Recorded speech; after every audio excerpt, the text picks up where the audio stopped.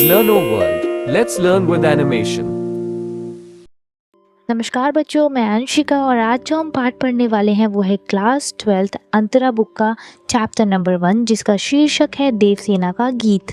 पहले कि हमने अंतराल बुक के सभी चैप्टर्स को कवर अप कर लिया है, जिनकी प्लेलिस्ट आपको चैनल पे मिल जाएगी और लिंक मैं आपको डिस्क्रिप्शन बॉक्स में दे दूंगी। तो चलिए हम पाठ को शुरू करते हैं और पाठ के बारे में थोड़ा समझते हैं। इस गीत की रचना कवि जयशंकर प्रसाद द्वारा की गई है। इस गीत में प्यार में हारी देवसेना की मानसिक स्थिति को दिखाया गया है। देवसेना मालवा के राजा बंधुत्व वर्मा की बहन थी। उस समय का कोई राज्य होगा जिसका नाम हूणों था।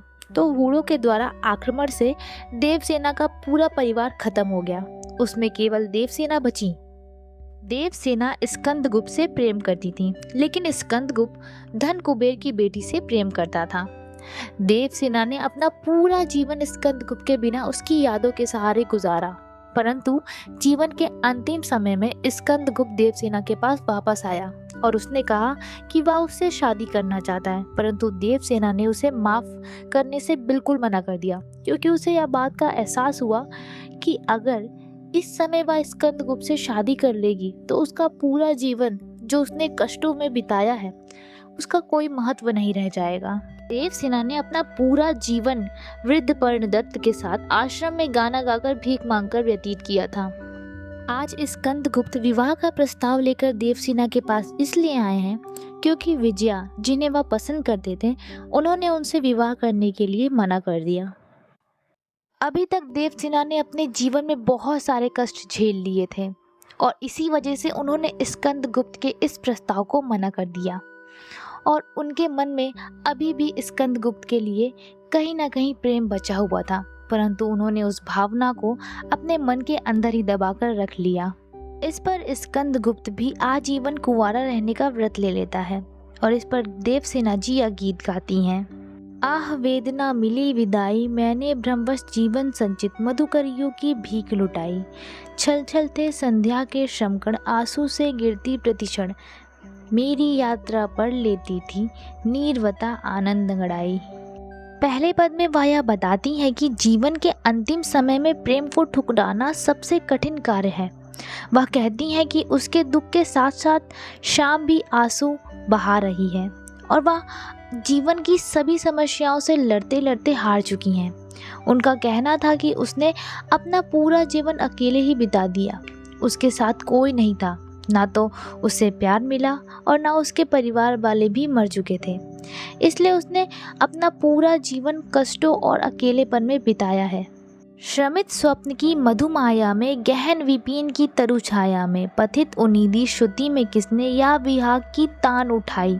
लगी सटिष्ट डीथ थी सबको, रही बचाई फिर की कब की, मेरी आशा आह बावली, तूने खोदी शक्ल कमाई। इस दूसरे पद में देवसेना अपनी उदासी को देखती हैं और अपने बीते हुए पलों को याद करते हुए यह सोचती हैं कि मैंने अपने प्रेम को पाने के लिए अनेकों कोशिशें की, परंतु वह मुझे नहीं मिला और वही प्रेम आज मेरे अंतिम समय में मुझसे शादी करने का निवेदन कर रहा है। परंतु जीवन भर के दुखों से पीड़ित देवसेना को यह प्रेम निवेदन पसंद नहीं आता है और वह कहती है कि जब मुझे स्कंदगुप्त की ज़रूरत थी तब उसने मुझे ठुकरा दिया और अगर अब मुझे उसके प्रेम निवेदन को मान लिया तो मेरे पूरे जीवन की कठिनाइयाँ व्यर्थ चली जाएंगी और मैंने जो अपने जीवन में कठिनाइयों को झेल कर प्रेम कमाया है वह मैं खो दूंगी। इसलिए वह शादी से इनकार कर देती है। आगे की गीत की पंक्तियाँ कुछ इस प्रकार हैं। चढ़कर मेरे जीवन रथ पर, प्रलय चल रहा अपने पथ पर, मैंने निज दुर्बल पद बल पर उससे हारी होड़ लगाई।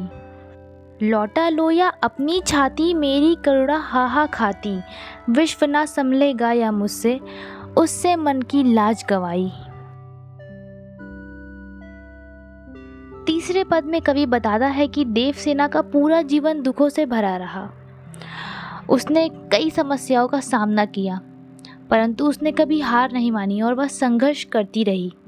जब उसके मरने का समय आया तो उसने अपने अंतिम समय में संसार के सामने यह पक्ष रखा कि हे संसार, इस प्रेम को वापस ले लो, मैं इसे संभाल नहीं सकूंगी। क्योंकि उसे यह लगता था कि जब वह चाहती थी तब स्कंदगुप्त नहीं आया, और अब जब उसका अंतिम समय आया है तो वह उससे शादी करना चाहता है, परंतु वह उसको हाँ नहीं कर सकती। यदि वह शादी के लिए उससे हाँ कर देगी तो उसका पूरा जीवन जो उसने कष्टों में बिताया है उसका कोई महत्व नहीं रह जाएगा। और यह कहते हुए वह विदा ले लेती है। इसी के साथ हमारा यह पार्ट यहाँ समाप्त होता है। अगर आपको ये वीडियो ज़रा सी भी अच्छी लगी हो तो वीडियो को लाइक, शेयर और चैनल को सब्सक्राइब ज़रूर कीजिएगा। Thanks for watching. मिलते हैं नेक्स्ट वीडियो में। Explanation by Anshika ma'am. Subscribe to learn O World in